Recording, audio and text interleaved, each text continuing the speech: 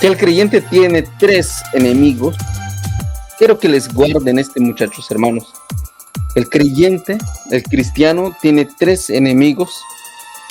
El primero es la carne, luego el mundo, en tercer lugar a Satanás. Que la mayoría de la gente les encanta más tocar el tema del tercer enemigo, que es Satanás, sus demonios, sus huestes. Y vas a ver a Satanás actuando desde el principio, cuando Satanás engañó a Eva, como Satanás también engañó a David cuando hizo el censo. Y por ese censo David perdió miles y miles de soldados. Y de esa manera también atacó a Job.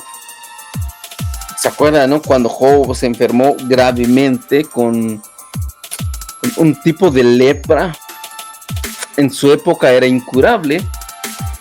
Y Job sufrió bastante porque Satanás le estaba atacando a Job.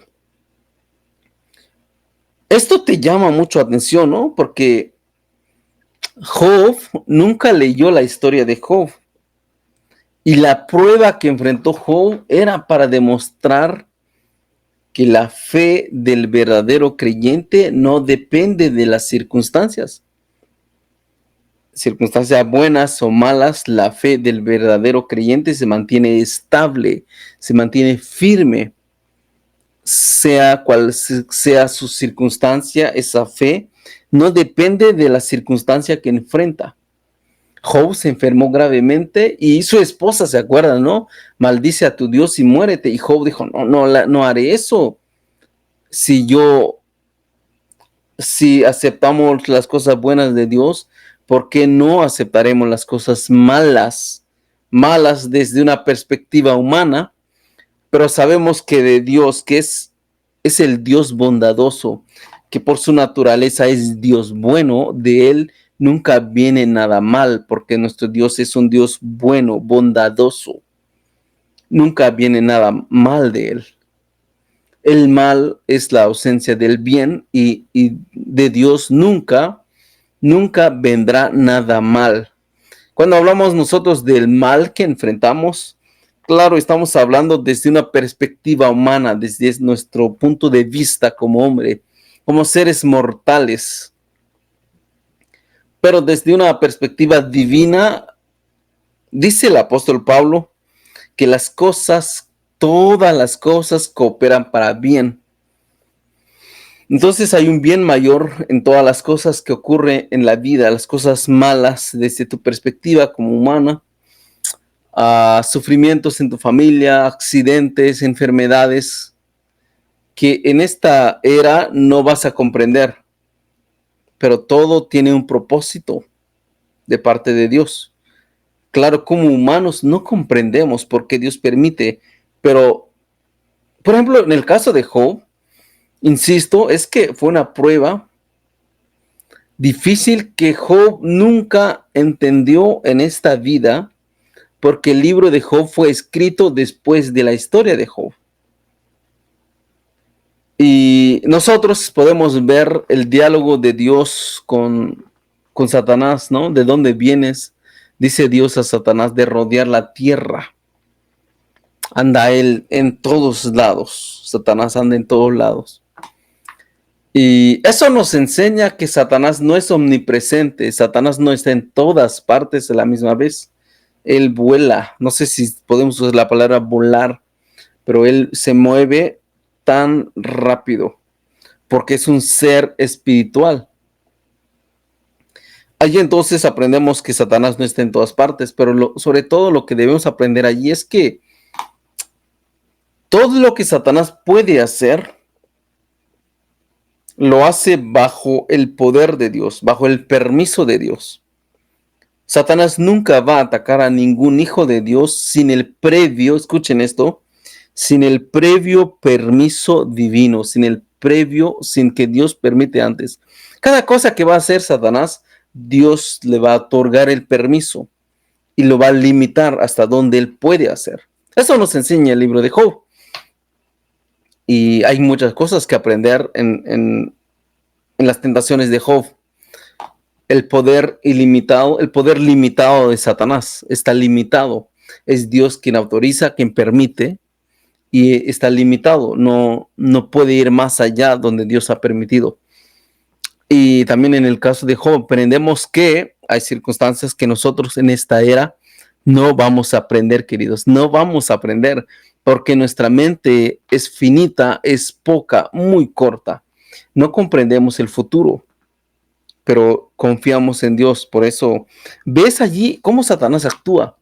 Cuando llegas en el Nuevo Testamento, vas a encontrar toda la maniobra satánica, cómo Satanás uh, empezó a trabajar en la iglesia primitiva, cómo fue en el estudio de la teología lo llaman como angelología, el demonología, el estudio de los demonios de Satanás y el mover de Satanás en la iglesia primitiva, cómo atacaba a muchas personas. Cuando llegó Jesús empezó a echar fuera a demonios, demostrando su poder sobre ellos. Y sobre todo en el libro, en la carta de Efesios, como Pablo enseña acerca de los demonios, que son huestes espirituales. Dice Pablo que no tenemos lucha contra sangre y carne, es decir, nuestra guerra espiritual no es contra hombres, contra carne y sangre, contra humanos, sino contra huestes espirituales de maldad. Uf, se pudre ahí, se pone tétrica la cosa, se pone fuerte una vez que tú entiendes que tienes un enemigo que altamente peligroso, es altamente peligroso y no solamente peligroso, sino que también es espiritual. No hay manera para destruir con fuerzas humanas. Aquellos que dicen, no, atamos al demonio. Y son son palabras que salen de la boca de la gente nada más. Atamos al demonio. Y como un humano físico puede atar al demonio, ni apóstol Pablo, ni Pedro, ni Juan, ni ningún otro hombre en la Biblia pudieron arrestar o atar al demonio, porque los demonios son espirituales y poderosos.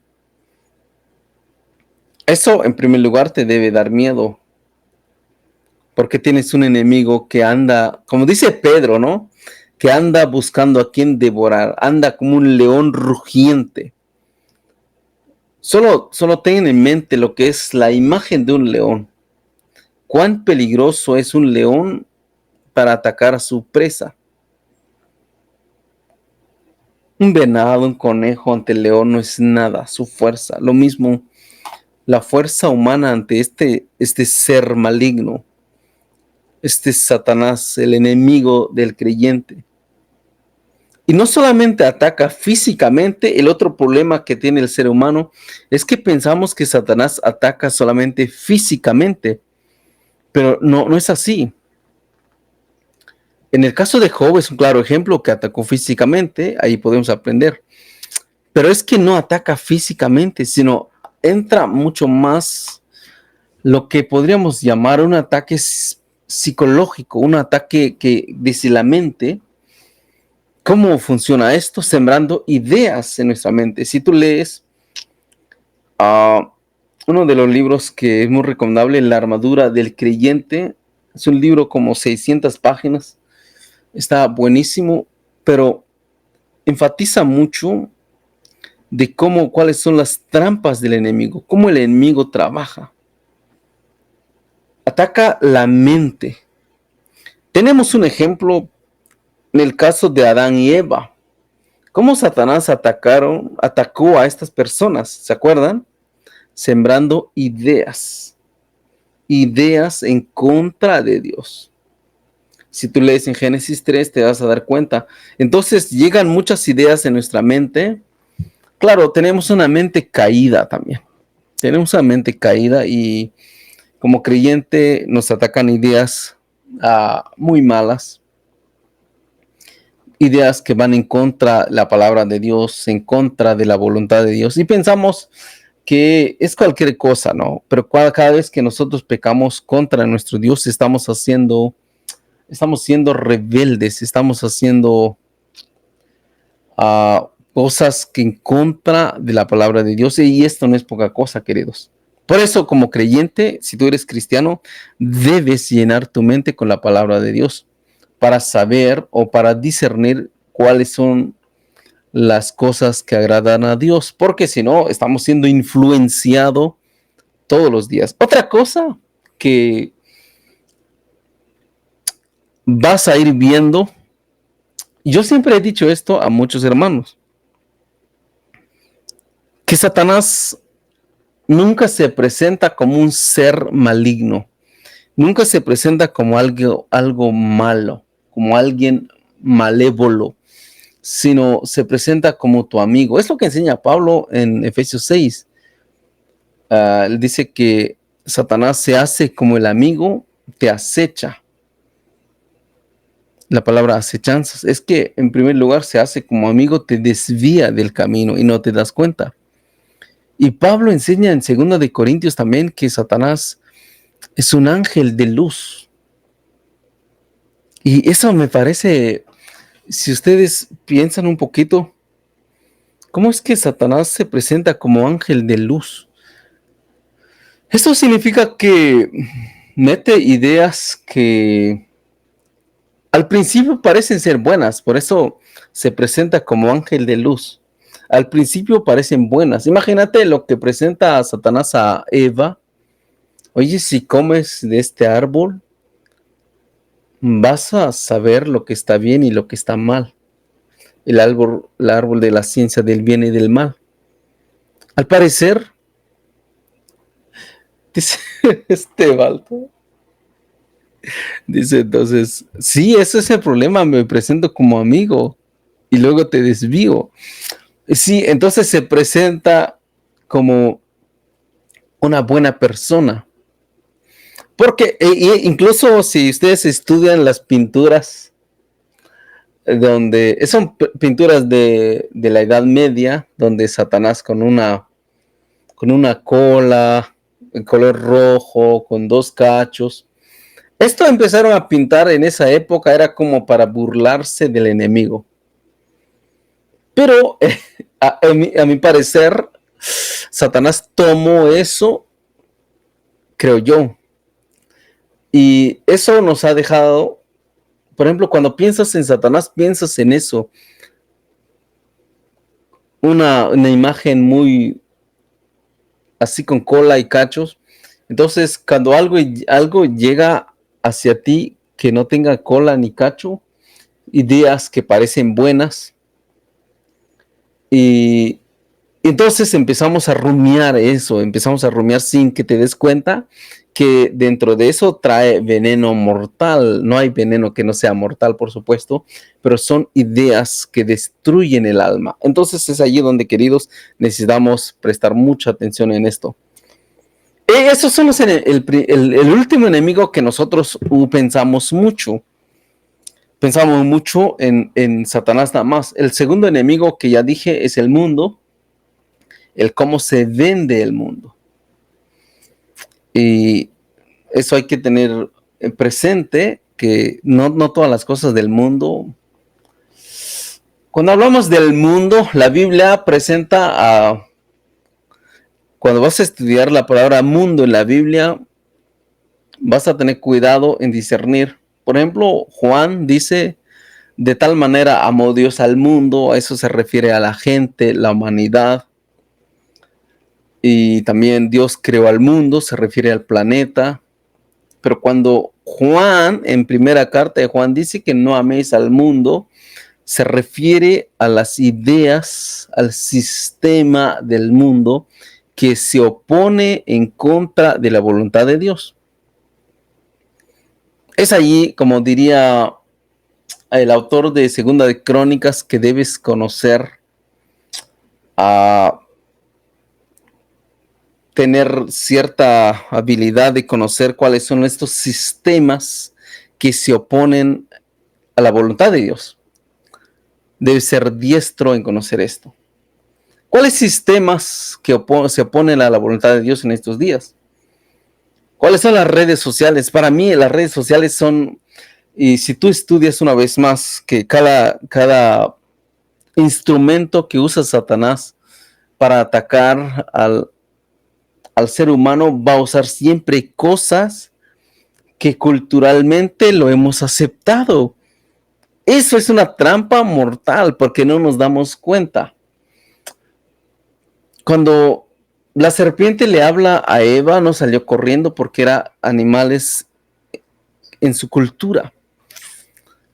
En nuestros días no seguirá usando el mismo instrumento, sino que usará cosas que nos parecen normales, redes sociales, como las ideas, las imágenes que aparecen, y no nos damos cuenta que es altamente seductivas, nos seducen fácilmente. Y como les dije, el primer enemigo que presenta, que nosotros con quien luchamos, va a ser la carne. Y yo prediqué en la iglesia, por ejemplo, el poder de la lengua, ¿no? Y con la lengua hacemos amigos y enemigos. Con la lengua construimos relaciones y con la lengua destruimos. Y entonces ahí las palabras son peligrosas. Entonces eso fue una prédica que hice. Y luego el poder del ojo también, como el ojo tiene ese poder que está en nuestro cuerpo como humano, funciona y también es peligroso cuando nosotros no sabemos discernir lo que miramos. Eva empezó a caer desde sus ojos.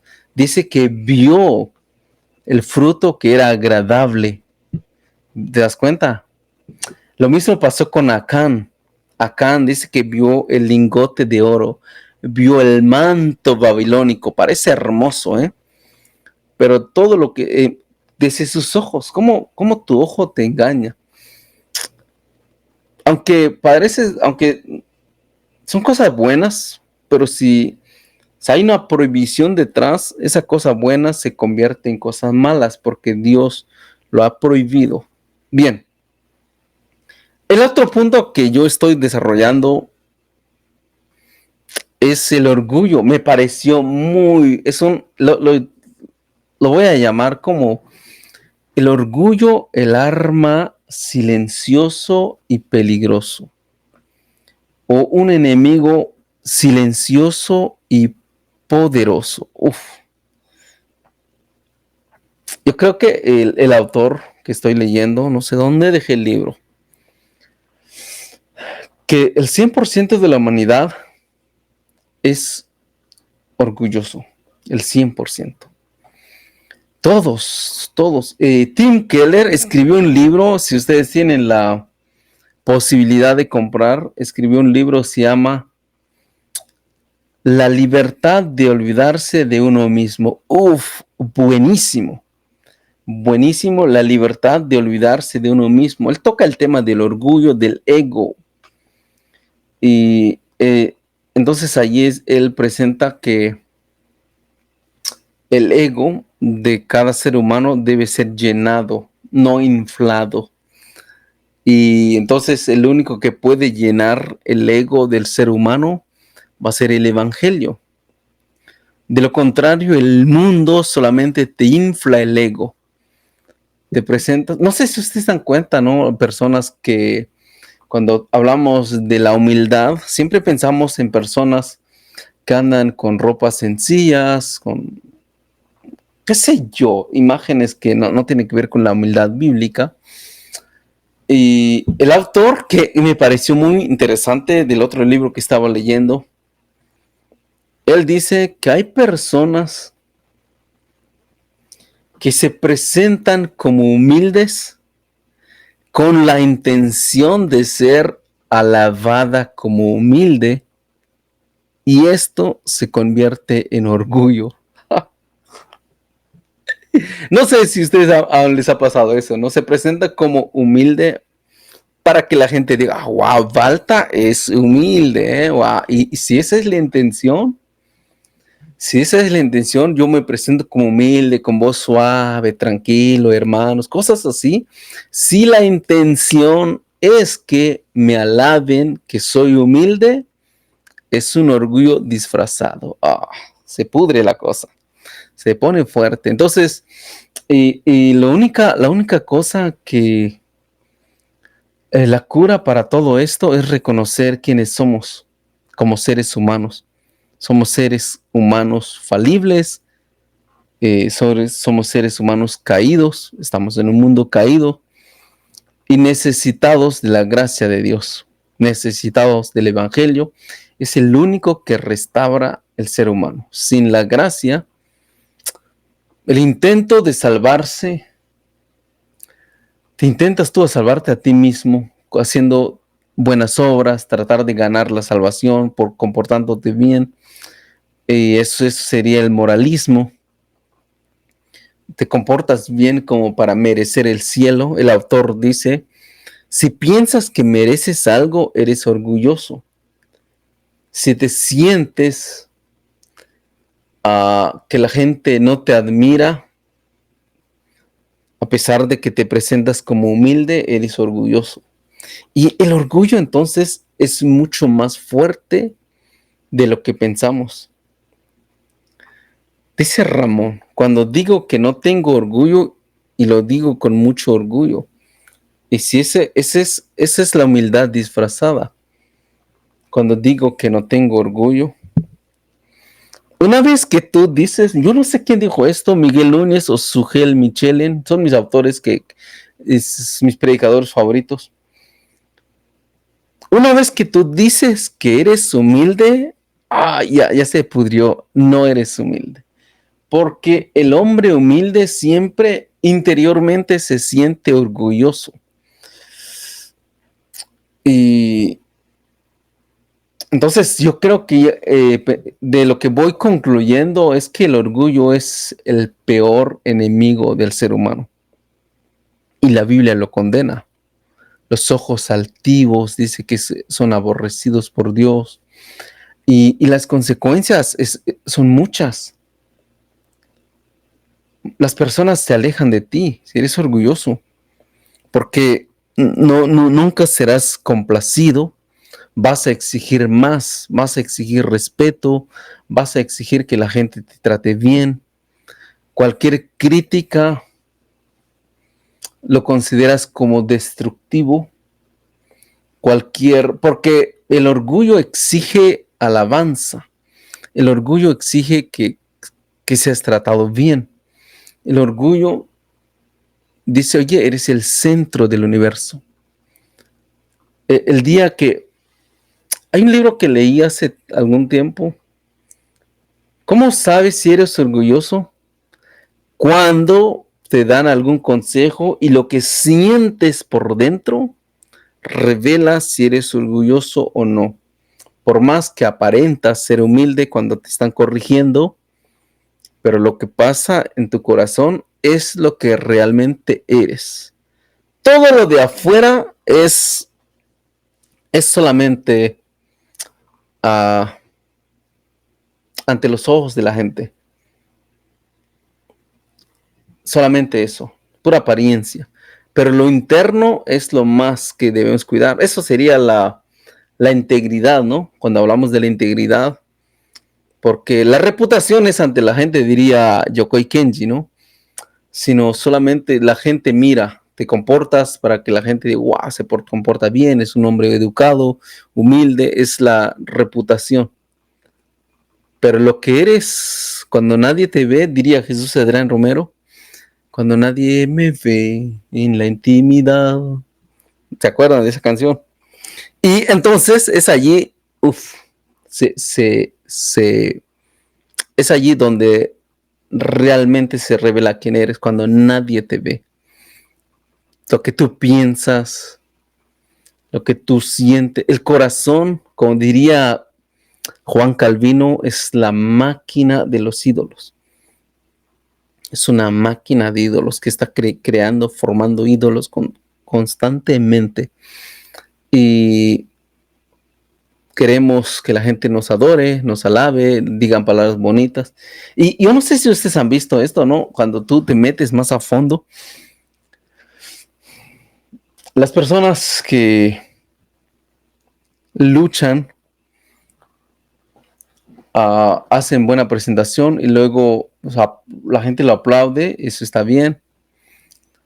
Pero cuando le sale algo mal y esta persona no puede dormir, ¿cómo es posible que me fue mal en esto? ¿Cómo? No debe haber pasado. Es solamente el orgullo. Eso le han pinchado el orgullo, porque el orgullo te infla.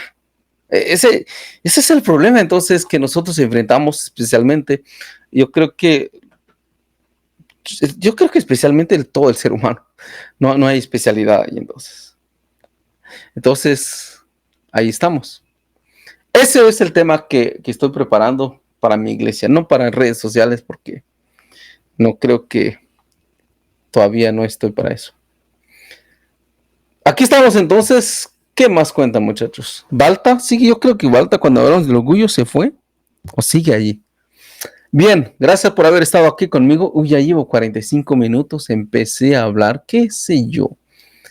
Empezamos a hablar del enemigo, porque yo creo que yo les puedo recomendar como libros de Warren Wiersbe.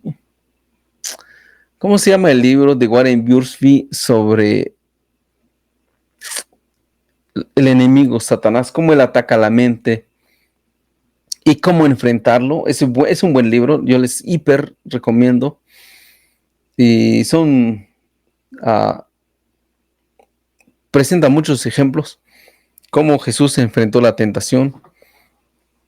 Si tú estudias las tentaciones de Jesús, es lo que nosotros enfrentamos todos los días. ¿Se dan cuenta de eso? Por ejemplo, cuando Satanás llegó a Jesús, ¿se acuerdan? ¿Cuál fue la primera tentación? Si eres hijo de Dios, di a estas piedras que se conviertan en pan. Satanás presenta una necesidad real, pero buscando soluciones ilícitas. ¿Se entiende? Satanás presenta necesidad real, pero con soluciones ilícitas, es decir, soluciones que va en contra de la palabra de Dios. Presenta una necesidad real, una necesidad que tú enfrentas y con soluciones irreal. Vamos a ver el caso de Acán una vez más. Acán probablemente como soldado tenía familia, probablemente tenía necesidades como hombre, tenía hijos. En el momento que tiene el encuentro con el oro, con la vara de lingote de oro, la Biblia no nos presenta todas las discusiones que tuvo Acán. Probablemente empezó a discutir, oye, pero esto ya dijeron que no debemos tocar nada de esto.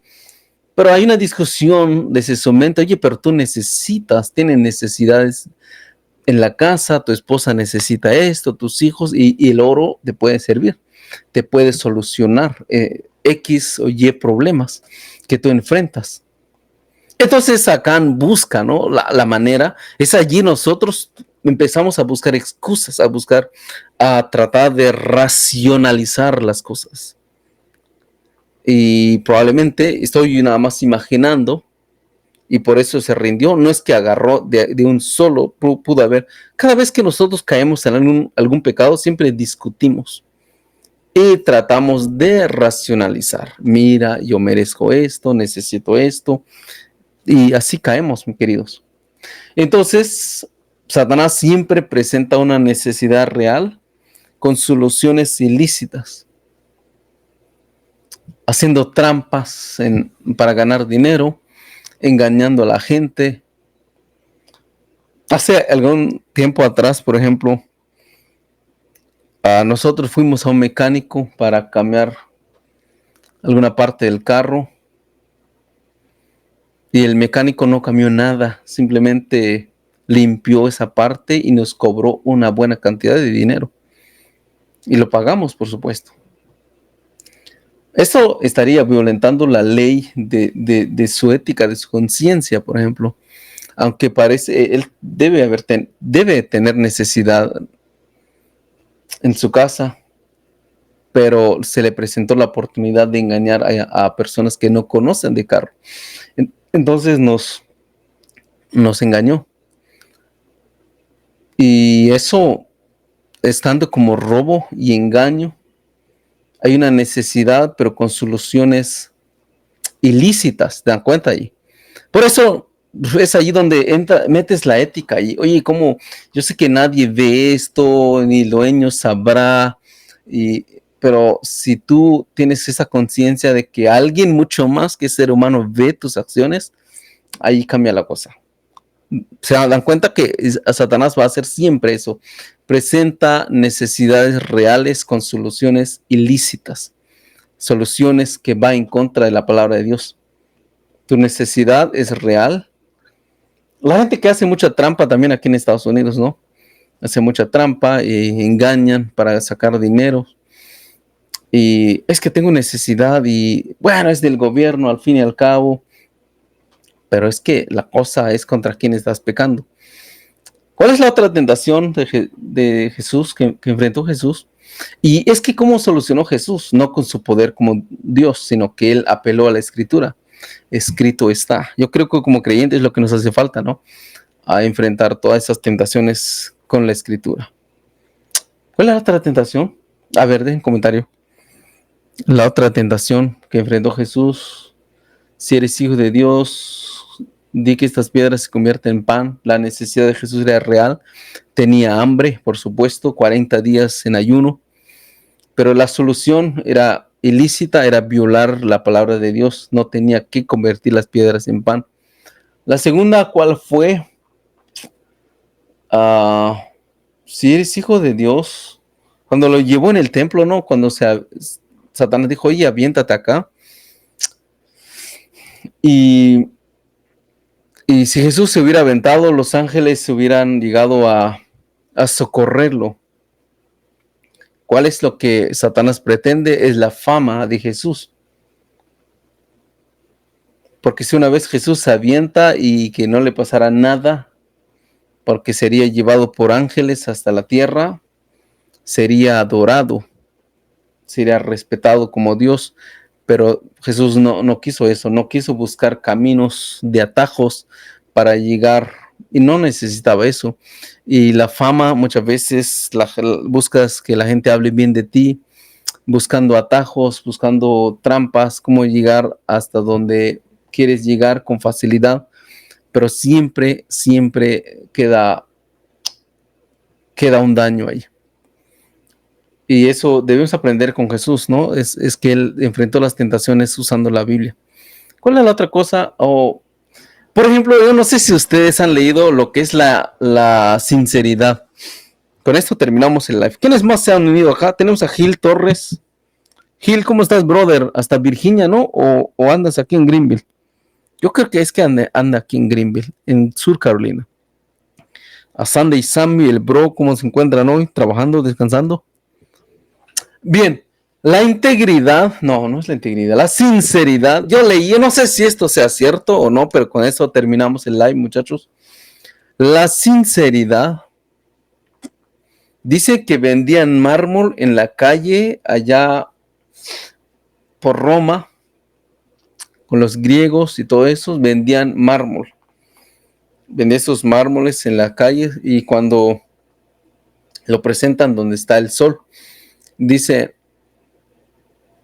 y ofrecían sus mármol y decían, esto es una pieza sincera, porque muchas veces los mármoles se quebrantaban, se rayaban, se quebraban, se rajaban, yo creo que es la palabra, se rajaban, formaba una grieta, y entonces llenaban la grieta con cera y volvían a pulir. A simple vista no se ve si tiene cera, pero ya es un mármol agrietado y es un mármol que ya está quebrado.